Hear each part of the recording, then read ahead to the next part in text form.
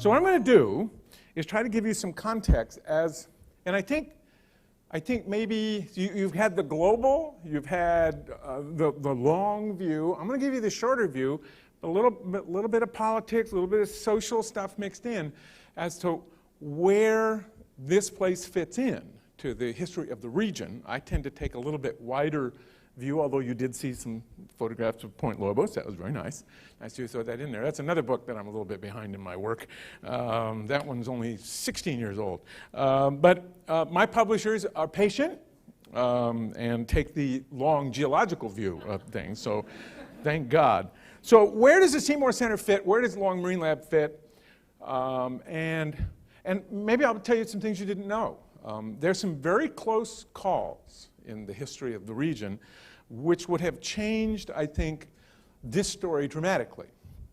You take so many things for granted that, well, you know, the university came and I went, closies here. And one of them was, as I'll show you, very connected to my Chinese stories over at Point Alonis, which is over on the Monterey side.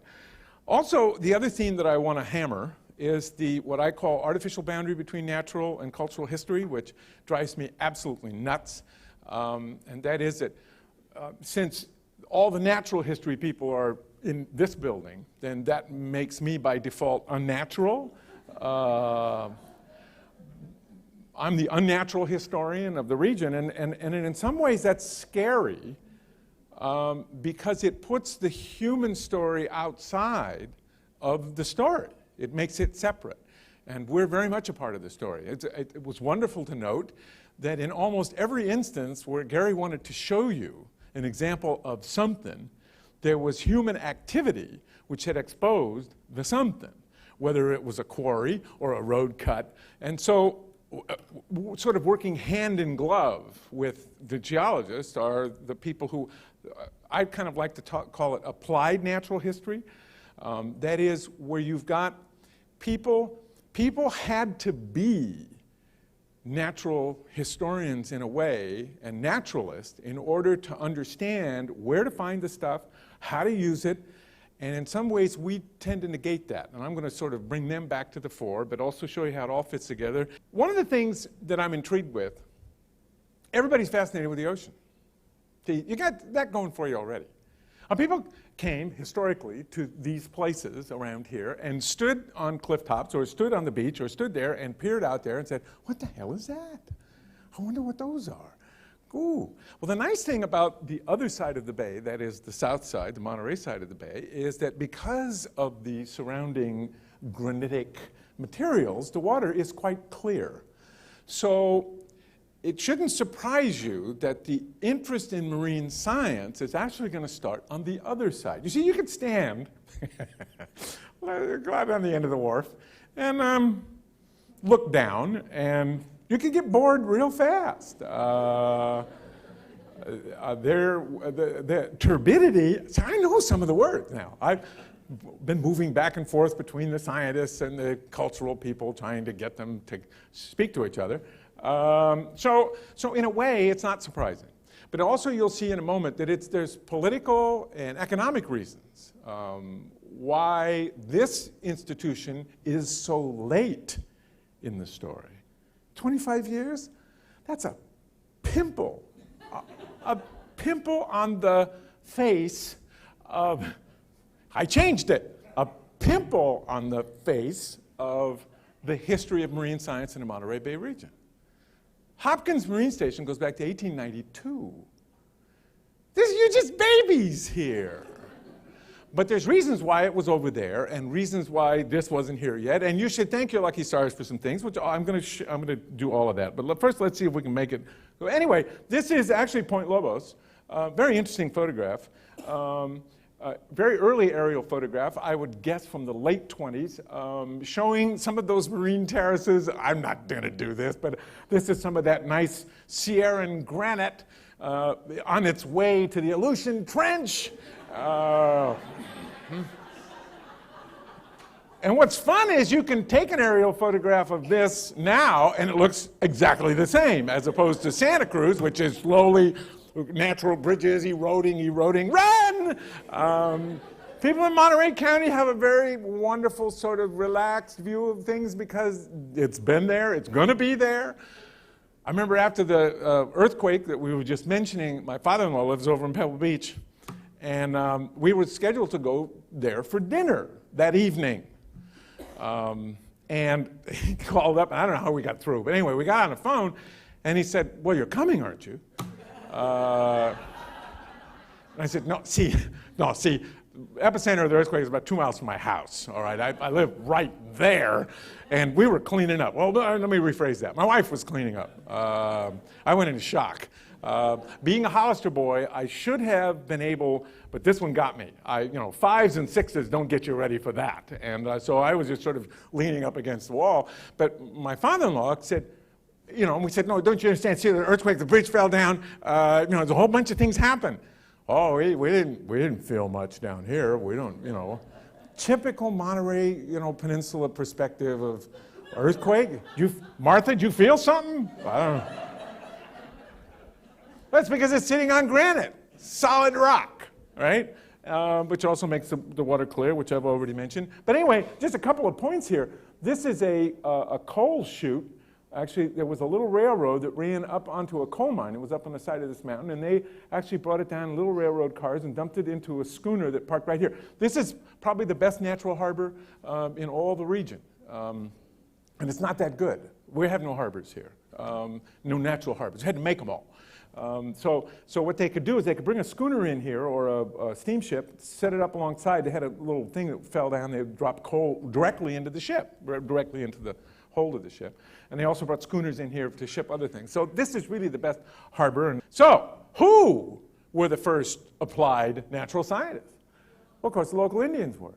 And we took, there's about 3,000 to 4,000 years of accumulated knowledge. Nobody knew this place better than they did. Nobody.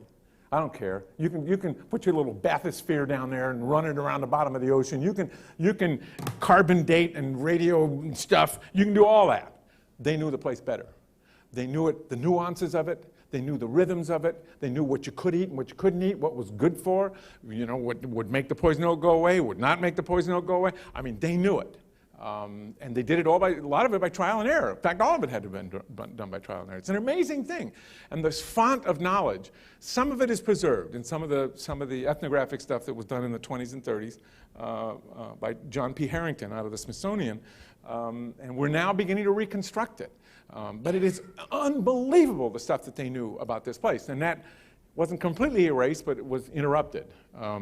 But I try to imagine the Rumsey and Ohlone, who are the people who lived on the Monterey Peninsula, looking down into that clear water, and already having worked the abalone down pretty good down to mean high tide there, right in there, and then being able to see them down in there. And maybe some of them as big as manhole covers, big abalone. That's a dangerous abalone, by the way. They actually will, when they get really big, they'll come out of the land and start to move across the land and attack people. Oh, there have been people attacked by big abalone.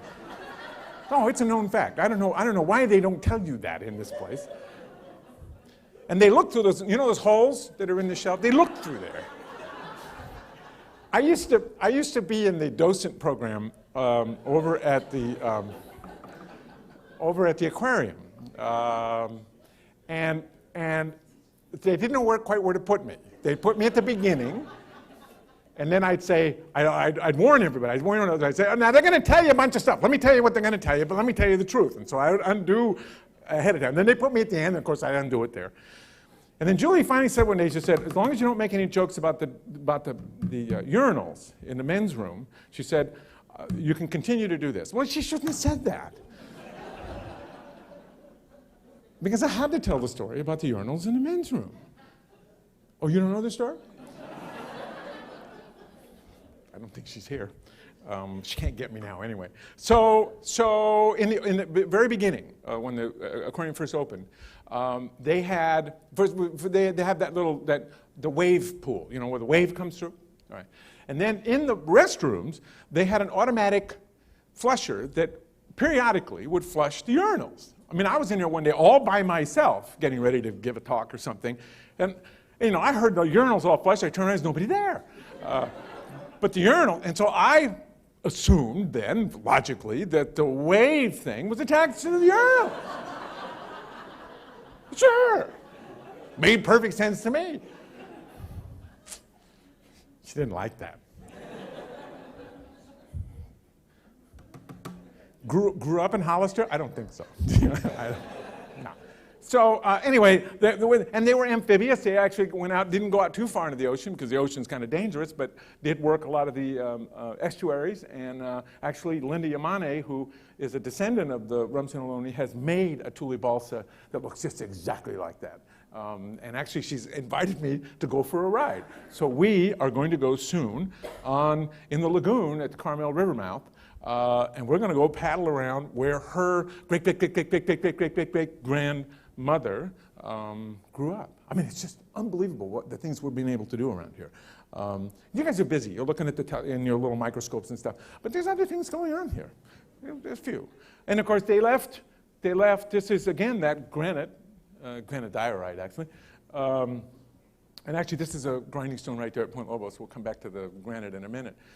They shot stuff and they ate stuff and didn't wear very many clothes, which has always raised an interesting issue because this is not a good climate, particularly even in the summertime for running around with no clothes on. It can be very, very cold, as some of you are finding out this month.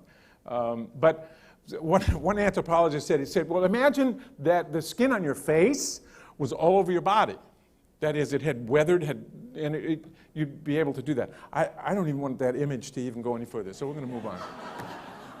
But speaking of granite, one of the interesting things, I've become sort of a historical geologist. See, now this is a wall in a building, and if we got some good geology folks here, there are 3 different granites in this picture. There's granite there, there's granite here, and there's granite there. This is actually the history of the construction of the contracts issued by the government to build Fort Point in San Francisco. And actually, I think I have a photograph that shows a little bit more of Fort Point. Well, there's Fort Point itself. And actually, they had such a problem with the various contracts that once they got the first floor done, they went to bricks. And they said, to hell with it, we're not going to buy any more granite. Well, one of the sources of granite was Hong Kong. They were shipping granite from Hong Kong at one point, late 40s, early 1850s, was the closest source of granite for California, for dressed granite, that is shaped and formed to contract. So they were shipping granite from Hong Kong to build Fort Point. Well, you know, it's British. I mean, they're making a fort for America out of British, so it bothered the Army. The Army didn't like that. And so then they began to search around for another source of granite, and what they discovered, now there's the Golden Gate Bridge right there, and if you see this wall, this is the same wall I just showed you. This is one of the earliest levels, and all that granite came from Point Lobos in Monterey. Shipped by sea up the coast, there it is. And if you know anything about phenocrysts, and God, it just rolls off the tongue, you know, those long words. I was a physics major as a lower division student. Minus b plus or minus a square root of b squared minus 4ac over 2a. I have no idea what that does. It is stuck in my head. I can't get it out. Years of analysis have not been able to get rid of it. Minus b plus or minus square root of 45, I don't know. But, and then I got over it and went into the cultural history side and been happier ever since. Nobody had any sense of humor in the physics department where I was. So here we go. Now, one of the concepts that you've seen before is continental drift. Well, you know, there's a very interesting thing here, that the Pacific Ocean, believe it or not, there's nothing between this coast where you're now sitting and China but water. That's it, just water. And the currents run in such a way that you could fall in the ocean somewhere off the coast of China or Japan, and you could end up in Oregon and not want to, because the currents work across the top. You've got this wonderful, it's Coriolis effect. More words. All right, so coming up over the top with all the wind, and we have Chinese coming to this coast directly from China by junk in the 1850s. All right, it has nothing to do with the railroads, it has nothing to do with the gold mines. We've got people who actually came here directly, and the reason they were able to is because, as I showed you, see, I have those kind of maps too. But you see, this is here, and China's over here. And actually, that particular junk that came here that I'm describing came from Manila, which is right in here, got in this current and came right across here. It took about 5 months. And the galleons came that way. I mean, we are neighbors. So anytime I talk about Asians here, people always go, wow, that's exotic. I said, no. What's miraculous is the Spaniards came here. Because the Spaniards had to come all the way from Spain, come all the way across the Atlantic, a lot of them came all the way through Mexico, walking, one of them with a bad leg, all the way up. That's a miracle. The fact that Chinese were here is you should accept it. And we're working on that. And maybe someday we'll get everybody to accept it. I don't know. I may not live long enough, but there you are. So, some of the first applied natural scientists came from the coast of China, came on our shore and said, Yahoo, look at what we got here. Because nobody had been harvesting very much. The Indians, sadly, their population had been pushed back by the Spaniards. By the way, the Spaniards really weren't that interested in the sea. One description was if you could catch it in the sea on horseback with a lasso, they might be interested, but probably they're not generally, and they weren't. They weren't really doing a lot of observing. The only thing they noticed was things that were like Spain. So you see in the phrases in their journals, they talked about like Castile. They looked for things that they recognized in Spain, but other than that, they weren't really. They were raising cattle, and so it was really the Chinese who hit the coast, hungry, very aware of all the multitudinous possibilities of what could be eaten and what not. And for the Chinese, they've got it down to 2 categories. There's things that can be eaten, and then there's rocks.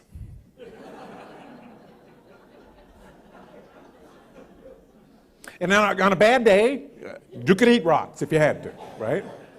You could stir fry them, you could make something out of them, you could do that. I mean, they ate mud, but the point is, they had come from 5,000, 10,000 years of occupation of another Pacific coast, and were aware, as the local Indians were, of what could be eaten and what couldn't be eaten, and as far as they were concerned, everything was fair game. And so when they came here, the sea urchin trade was not extensive at that time, and they harvested sea urchins. Whereas the Yankees, this is starting, say, in the 1860s, the Yankees who were standing around seeing them do this were, of course, horrified. We have this sort of, cuisine cultural arrogance, where they, oh, yuck, what are you eating that? And of course, I took this picture to an older Chinese gentleman in San Francisco. By the way, there's continuity in culture. I find a lot of my anthropological friends and archaeologists will dig up something and then they'll say, oh, we don't know what this was used for. Well, let's see, my suggestion, go to Chinatown and ask somebody. They'll tell you. So I took this photograph to Chinatown. I had a couple of informants up there and I said, what's going on here? They said, well, they ate sea urchins. I said, well, what did they cook them in? And they said, no, they're already in. No need to take them out and cook them. They're in something already. They're in a receptacle. They ate them a lot of times raw there. And I'm a Hollister boy. We didn't eat sea urchins, so I don't know. But you'll see squid. This is a wonderful photograph because that same informant said, well, there's a lot of things going on here. I said, well, they're drying squid, which was another thing that was not. Calamari had not been invented yet, the name. You wouldn't eat it if hey, you want some squid? No, it sounds terrible.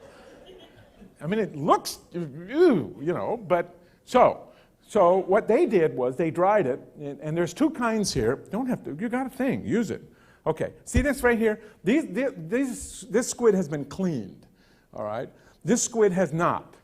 So I said to the guy, I said, well, okay, what are they doing with this? They said, well, here's what we did.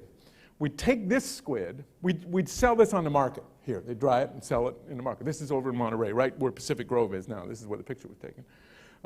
And I said, then they said, with this, what we would do is we would take some of that squid, then we would put it in a basket, a tall basket, and we would pack it. We'd pack squid, layer of salt, squid, layer of salt, squid, layer of salt. And then we would put on the outside of it squid, and we would ship it to China. And I said, well, and then they would take the squid and use it for fertilizer. And I said, that's a lot of trouble to go for fertilizer. He said, no, they're smuggling salt.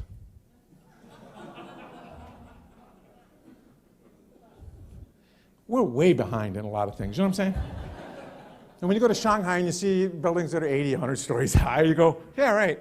I mean, you know, they just figured out a lot of stuff. And they were smuggling salt, and it's, you know, and I'm from Hollister, I'm Irish, and what do I know about this? So you have to ask. Well, here's another example, one of my favorites. This is the boundary between Pacific Grove and Monterey, New Monterey. In fact, where all these cypress trees go, there's a knob hill. They don't call it knob hill anymore. It's been bought by somebody. Whatever it is, Ralph's or Harry's or whatever the name of the store up there along Lighthouse, there's a knob hill right in here.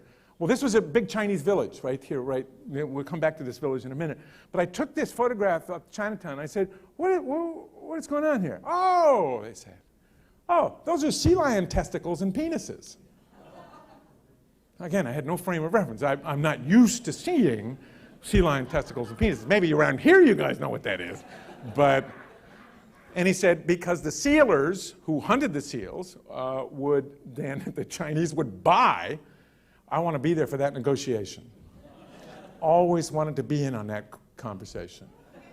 Sealers were probably Lee Marvin on a real bad day, grungy folks. They're just sort of the bottom of the food chain of hunters and gatherers. Sealers are really gruesome guys.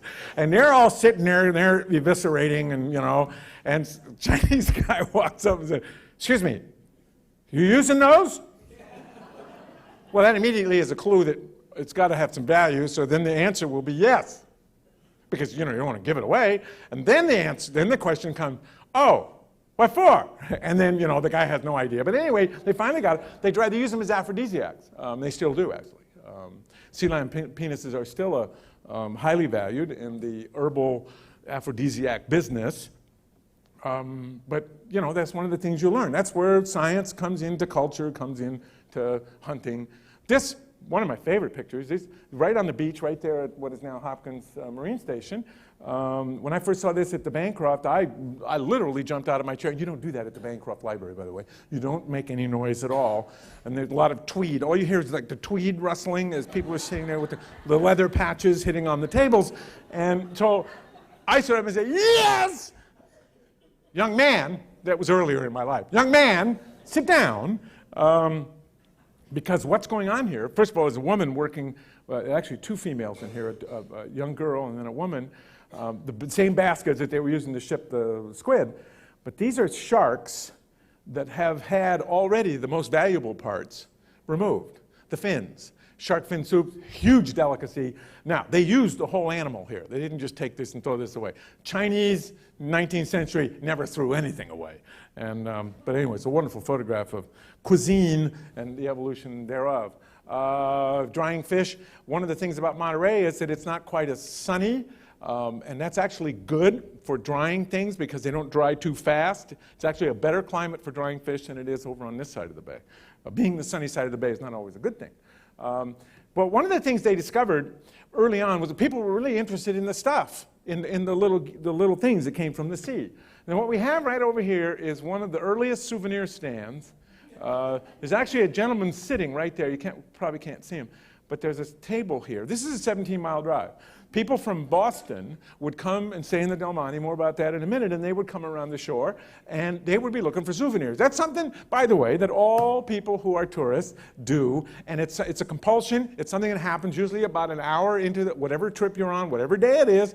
I got to buy something. I got to buy something. And so the Chinese that were living here, who had been stacking these shells and stuff up, said, hey, I think we can sell these to people from Boston. So they put up a table, and eventually we have probably the first full-blown souvenir stand. And for you marine biology types, there's a lot of stuff going on in here. There's a lot of shells. There's a whale rib sticking out of it. That wasn't for sale. They just happened to be there.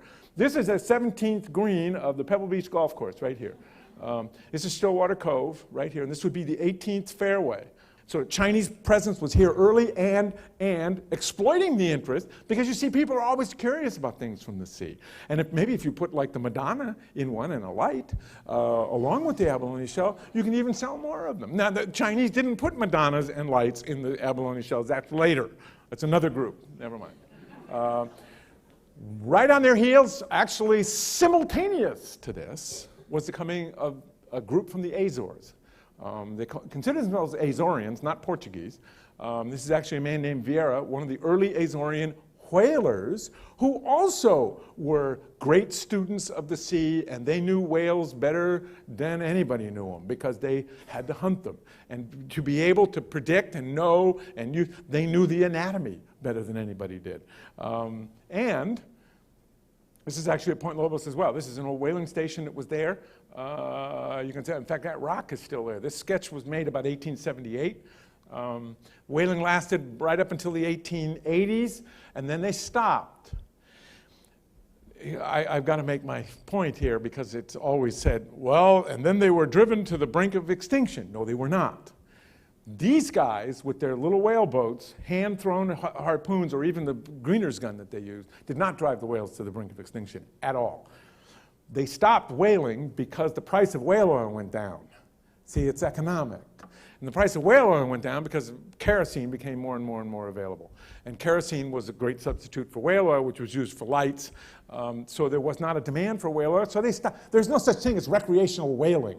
Yeah, I mean, you don't go out there and stab the animal and have it race all over the ocean, turn around, bash your boat, then have to row the carcass in maybe 7-10 miles to bring it in to try it out. You only do that if the price is right, folks.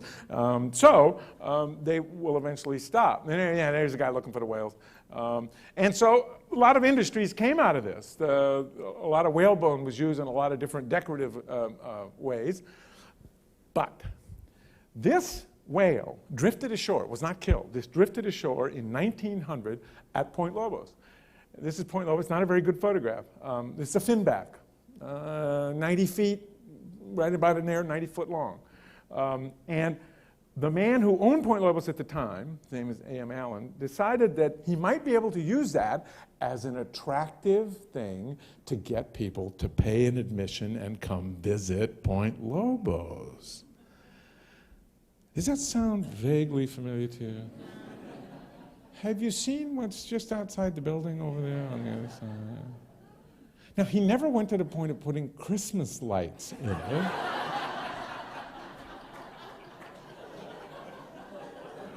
Which seems to me the ultimate of being crass. Got to pay for this good gear somehow, right? So the first on display whale skeleton in the Monterey Bay region was at Point Lobos, all right? And we have sequential photographs. It was actually, Japanese guys buried it. They did it the same way you usually do. What do you got a dead whale? What do? You bury the bones and let things happen for a while, then you dig them up. That's what they did over at the aquarium when they did their whale. And that's exactly what they did here at the turn of the century, the other century. You can still see the baleen here. And actually, it was very interesting to me. I asked several people, Frank Perry among others, I had them look at this photograph, and I said, do you have to know anything about whale anatomy to put it together? And they said, well, the little finger bones down in here, they're kind of hard. And it says, it looks like they may have gotten some of these out of order. But the Japanese guys actually, there were Japanese whalers there who knew enough about whale anatomy actually to put it together. And over time, you can see the baleen starts to go away. But it became one of the features of Point Lobos. And if you're old enough, as I am, when I was a kid, the whale skeleton was still up down on Whalers Cove that you could go climb on it. Well, eventually the state took it down. And finally, this skull, this is the finner. This is the old finback. It's now over behind the whaler's cabin, moldering away. And very interesting, the state took it down, threw it in a pile, and put it in a dump. They have a dump there at the state park. And they said, so it's attractive nuisance, we got to get it out of here. So in 1983, I wrote an article for Monterey Life, the old magazine, that color magazine that They had a couple articles to keep the advertisements from running altogether. I don't know if you remember that. But anyway, in the article, I raised the question as to what happened to the finback skeleton. What happened to the old finner? And they said, well, he's in the dump. And so I wrote this expose. You know, state takes my finback buddy and throws him on the dump. So they got embarrassed. People came to the gate and said, where's the finback? We want to see the skeleton. So power of the press, right? So eventually they went and got skull, brought it back. You got as many bones of the thing as they could find. But what was really interesting is that the locals, who apparently had been looting all through Point Lobos, then as they discovered that they were trying to maybe reassemble or put it back there, began to bring whale bones into the point. They would say, well, I found this in a garden. I think my Uncle Harry took it. I didn't do it, but you want this back. But the bones were not all finback bones. There was humps in there was sperms. We have quite a collection of whale bones, none of which fit. So this is a case where maybe the natural science needs to be a little better than it is. Then there's another group. These were the scientists. Japanese guys came in right at the turn of the century. And this is actually a man named Genose Kurani, who was a graduate in marine biology from Keio University. Came from Japan, was an expert in abalone culture and abalone marketing. Because they came over after they'd been doing a lot of diving on their side and came over and they looked down in that clear water and said, hello. And the reason was Chinese didn't dive. So the Chinese worked down to tide line, but there was still these enormous abalone out there, which had not been, and of course you know the otters are not here at that moment. They're down in a little colony in Big Sur waiting to be discovered. So there's nobody really working the abalone, and the Japanese said, we can do something with this. And this has to do with sea surface temperature. I'm trying to make this all fit terms you're used to. So they brought the first divers over in their cotton shifts.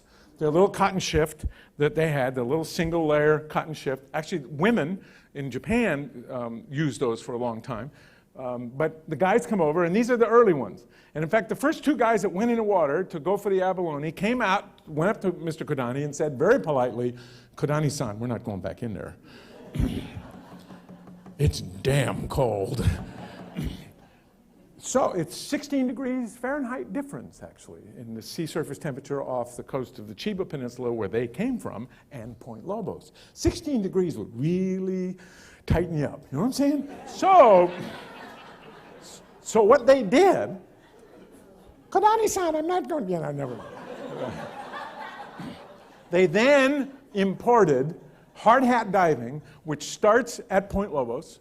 And this is a wonderful crew because there's some Portuguese guys, ex-whalers, who were out of work, who are now working for a Japanese abalone company. But what they've got is pumps here, hand pumps that pump the air into the helmets. And they went down in this wonderfully clear water, and they started the diving, abalone diving industry in California, and actually on the Pacific coast, right there at Point Lobos, in that clear water, after adapting to the temperature. You see, I mean, it's all about, it's natural, it's science, it's just not formal like you're used to it. And here's actually, we have this on display at the cabin over at Point Lobos. This is actually one of the pumps. You can still buy parts. Oh, this is a scary thing.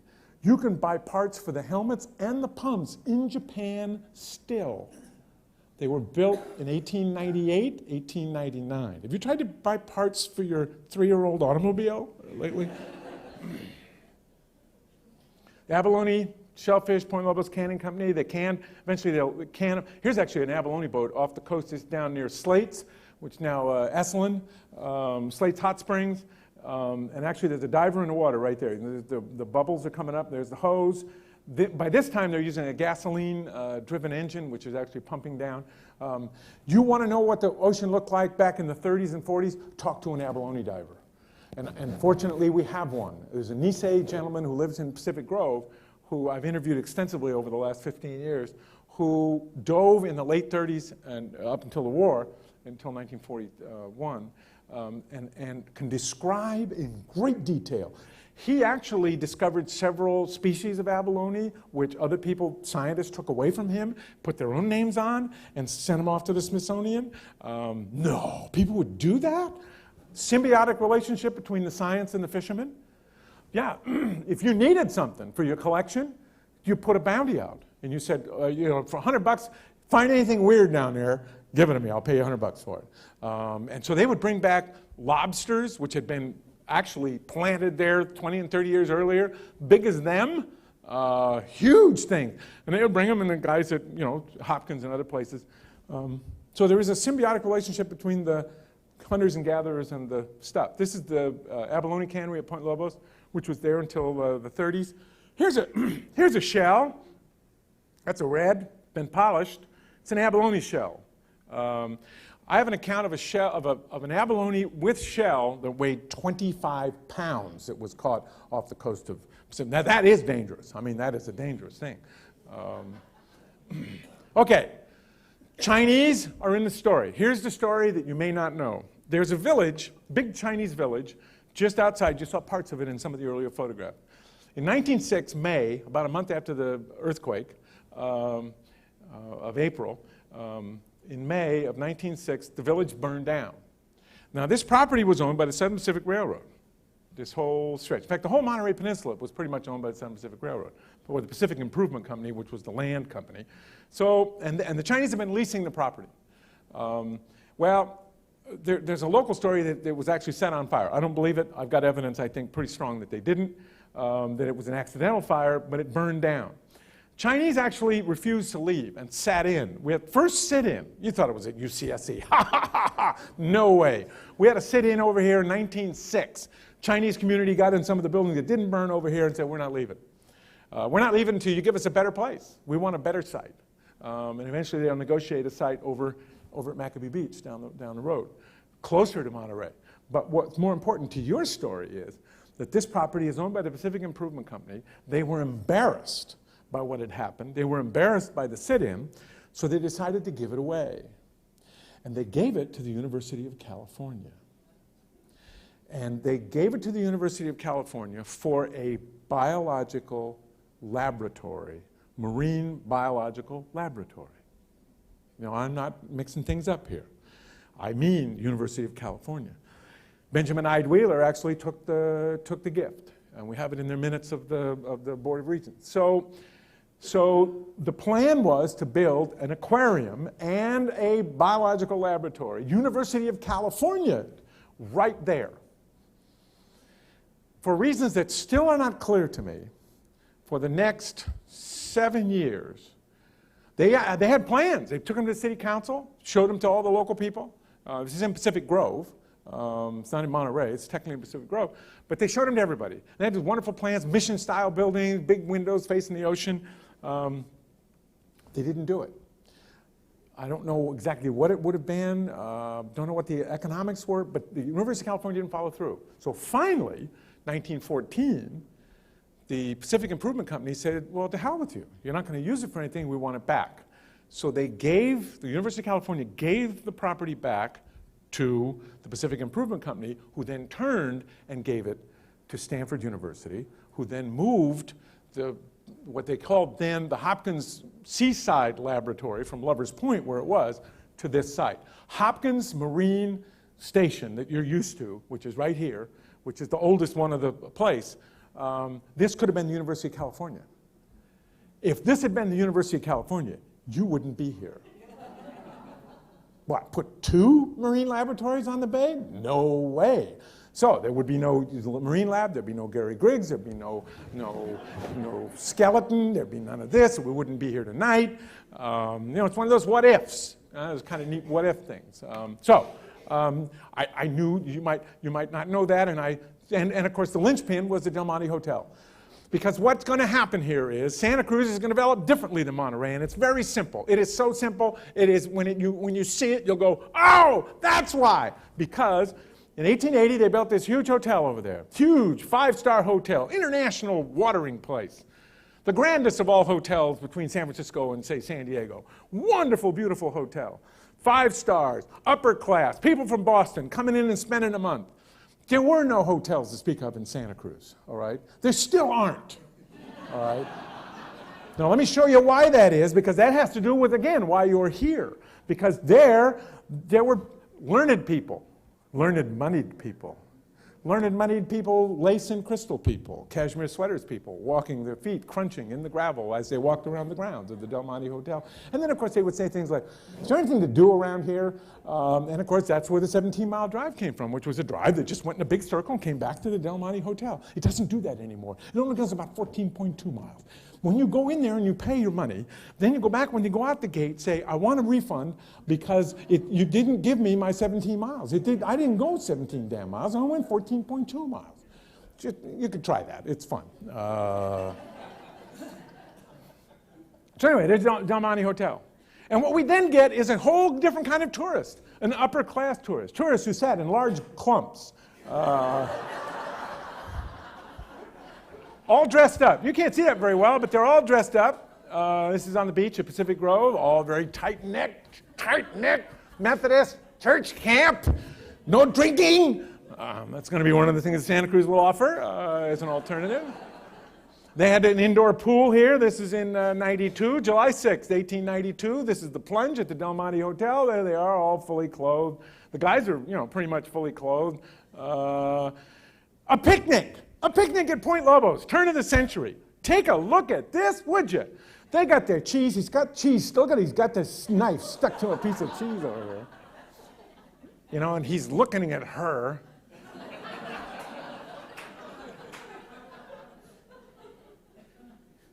That's a thought, isn't it? Bite your tongue. Don't say any of it. But this is the kind of tourist that came to the Monterey Peninsula. They brought money. They were interested in things. Oh, give me a Latin name for that.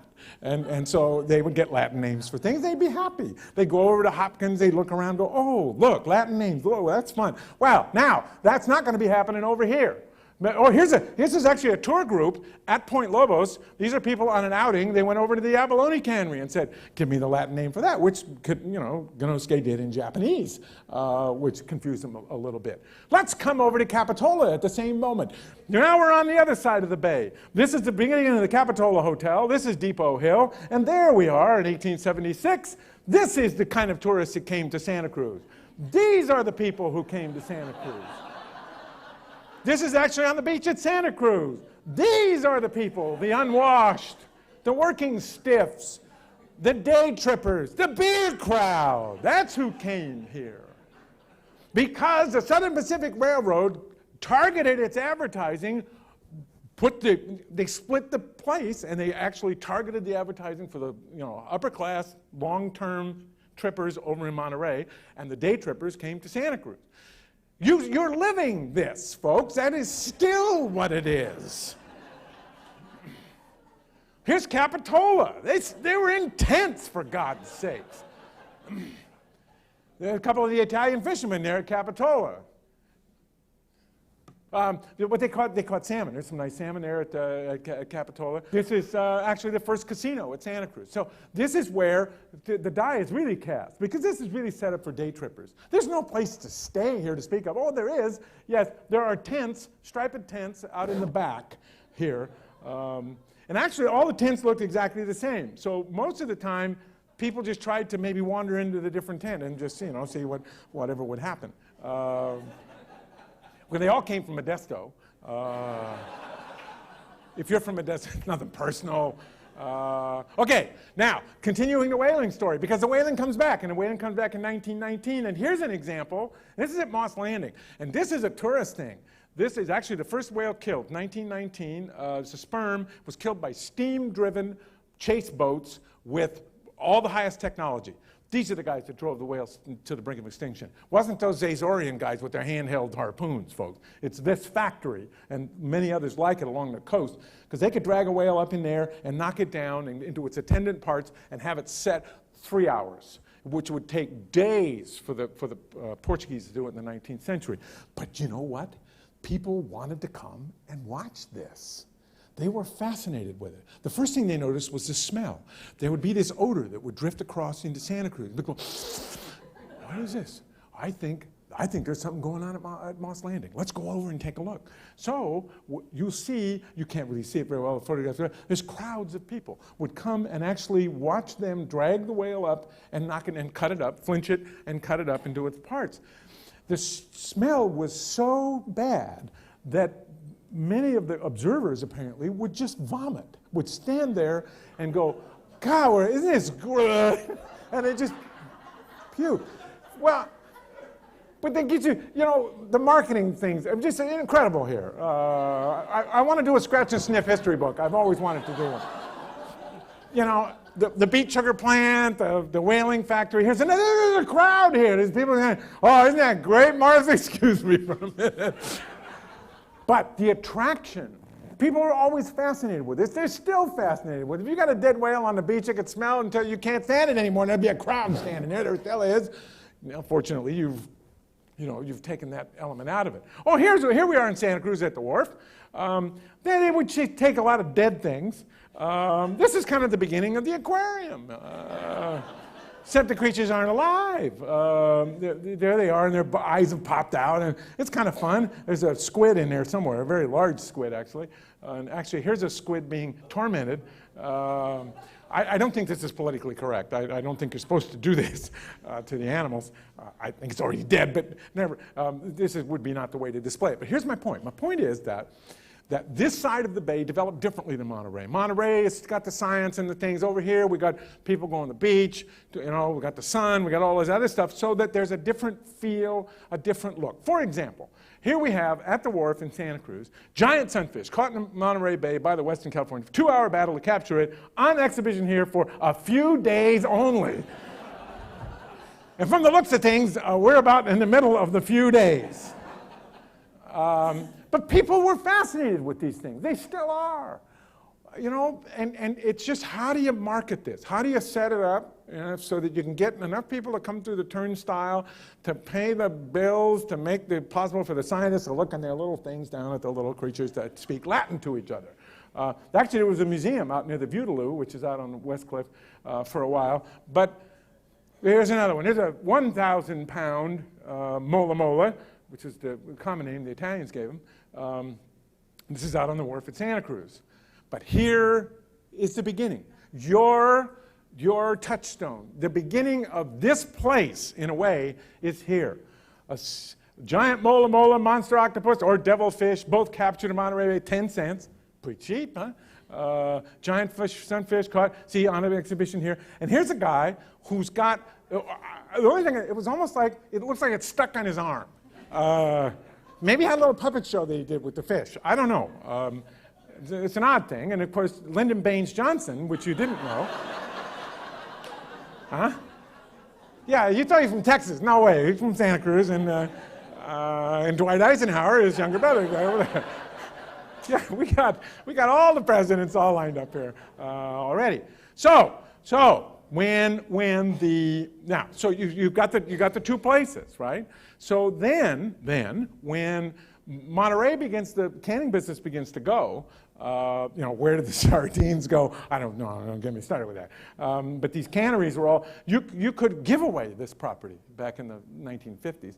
I should mention Ed Ricketts. Ed Ricketts is part of this story, along with John Steinbeck, and he helped popularize. He had his little laboratory down here on Cannery Row. The building is still there. And he will help popularize marine science to a lot of people. So there's a constant theme of popularizing over here. And over on this side of the bay, we've got roller coasters and merry-go-rounds and the smell of cotton candy drifting across the landscape. So it's a little bit different, which means that you're going to have to do some... And then, of course, the coming of the university. And of course, the university came at a time in the 60s. I think, Gary, were you born yet when that picture was taken? I think you were. But you came not long after you were born, wasn't that right? I mean, you've been here a long time, Gary. Okay, so with the coming of the university, we will have changes come to Santa Cruz County. Santa Cruz County was newlyweds and nearly deads was the way it was described by most people, either retirees or people on a honeymoon. There was no middle-aged people. There weren't any people in their 20s. People that I grew up with over in Hollister that were over here in Santa Cruz couldn't wait to get out of town. They would get a job somewhere else, even Modesto if necessary. So what the university did is it changes the ambiance of the bay. And it begins to change, but it takes a while. Because, at first they weren't sure who they were. Now, of course, we know that the university knows who they are. Do they know Gary, do they know who they are? Sure you do. You know who you are, at least within the university structure. But it came to a town, you know what the biggest disappointment was? And it had nothing to do with elections, it had nothing to do with politics, it had to do with football. Because the locals wanted big-time football. And Scott G. Sinclair, who was the editor of the Santa Cruz Sentinel, said this until the day he died. He said, God damn it, we didn't get any football. Because what they wanted, they had an image. They had an image of a college and a university. And the university had ivy-covered stadium walls, right? Cheerleaders, tailgate parties, you know, blankets in the afternoon, sitting, watching a Division 3, 2, 1, they don't care, any division, football team. And what they got was Nerf ball. Broke their hearts, folks. There's still old-timers in Santa Cruz. They don't have any football here. Banana slugs, too. That gets them, too, but that's a different deal. As perhaps the connect, we have Moss Landing Marine Lab that comes in, part of this story, which comes in over at Moss Landing, eventually is acquired by the State University system after the war, actually in the 50s, and then falls down. A little trouble with the Loma Prieta earthquake there, but then now they've rebuilt it up on the hill. But of course, maybe one of the crown jewels, this is the aquarium under construction, and interestingly, it was right next door to the Chinese fishing village, which was right here. I was over doing some work on the Chinese fishing village one day and talking to people at Hopkins, and I looked over and I said, I wasn't paying much attention. I was over on this side. I'm in Aptos. What do I know? And somebody said, oh, yeah, they're building an aquarium. So I went over and walked in. Actually, their offices were right in this building. And I said, who's running this show? And so there's this guy, Steve Webster. He's up there. You can go talk to him. So I went up to Steve Webster and introduced myself. I said, Mr. Webster, what are you doing about the fishermen in the story that you're going to be having here? I know you're going to have a lot of fish. You may even have flush toilets with the wave machine. But what are you doing about the fishermen? And he said, oh, fishermen. We forgot. So I helped develop a plan, which Mr. Packard didn't like. Mr. Packard was really interested in the technology. The only thing we got, you walk in the door of the aquarium, I should have a photograph of this to illustrate. You walk in the front door of the aquarium, on the upper left, hanging from the balcony is a felucca. And it's beautiful, beautiful Italian ship, and it's hanging from davits. We were able to sell that on a technology thing. We said, look, they had to hang the boats on davits because if they didn't, the waves would eat them. And so they actually developed that on the wharf at Santa Cruz, where they got the boats out of the water. Mr. Packard said, great idea. And I said, and then I said, and you know, we got Chinese guys, next! And that was the end of that. So we never really got to intrude the cultural story in this thing. But it would seem to me that if you think back through all of this, if you dare, you got to think about the people who've come before, these applied natural scientists. This man named Jung-San Choi, and actually we're doing some work on him now. He had 13 children, all born there at Pebble Beach, that Pebble Beach, not San Mateo County, but the other one in Monterey. And wonderful man. I never met him, but I met his son, his youngest son, who was actually born there at Point Lobos. Or Roy Hattori, who was the Nisei diver that I've been able to interview, who walked around on the ocean. He's smoking a cigarette in this photograph. I asked him about that. Or this is part of the Stagnaro family out on the wharf at Santa Cruz, who are taking their applied, science into the realm. Or some salmon fishermen over at Moss Landing. Again, another, boy, I tell you, some of these fishermen really have great faces. Or some of us who stood like fools on Wednesday, Saturdays, and Sunday mornings down there right by the Riverside Avenue Bridge, all shoulder to shoulder, steelhead fishing, in my lifetime, in my brief lifetime. The fishing limit has gone from 15 for trout to 0. You can't keep any trout that you catch in this county. And actually, there's just a few streams, Butno Creek, you can fish a little bit in the Little Sur, but basically the fishing is done. So one of the pluses that, Gary was showing you a lot of positives. We've lost some things, and we're trying desperately to get some of the fisheries back, which I think is a very good thing. But I suspect in my lifetime, this is catch and release now. It is so damn hard to catch a steelhead. The thought of catching it and releasing it, sorry, I can't do that, and so I don't go anymore. Which is all right. It's early in the morning. It's cold, so I don't really do that. So when you think of this place, I want you to take the regional view. Take the Monterey side with its Lace and Crystal and Del Monte Hotel, which is sitting right there, the Monterey Peninsula with its 17-mile drive. And over here we have Santa Cruz, benighted, wonderful, sort of working class Santa Cruz, looking across. And the only thing see, one of the things they could grow over here was hotels. Go over and take a look. There are 5-star hotels, shoulder to shoulder, up and down, all over Cannery Row. Take your pick. 5-star hotel in Santa Cruz? Hard. You have guests come in? Geez, I'm really sorry, we'll have to put you in the Rio Sands, down in Rio Del Mar, which is one of the few. So Santa Cruz would look across, and this is, as the weatherman, I'll part with this, because they were weather observers, and they did notice. And one of the things, Santa Cruz didn't have any hotels, but it's on a south-facing slope. And the way the air currents come in, and with the Salinas Valley here, pulling the fog, particularly in the summertime, right across the Monterey Peninsula and up the Salinas Valley to King City on a good day, all the way down here, would leave this side of the bay in the sun. So we have forever been known, once they started building hotels like this, Santa Cruz would look over there with envy and say, we are the sunny side of the bay. We have. They don't have that. They can't grow tomatoes. They can't grow tomatoes in Pacific Grove. You can grow tomatoes in Santa Cruz. And somehow, that's how you all fit in to this story. Thank you very much.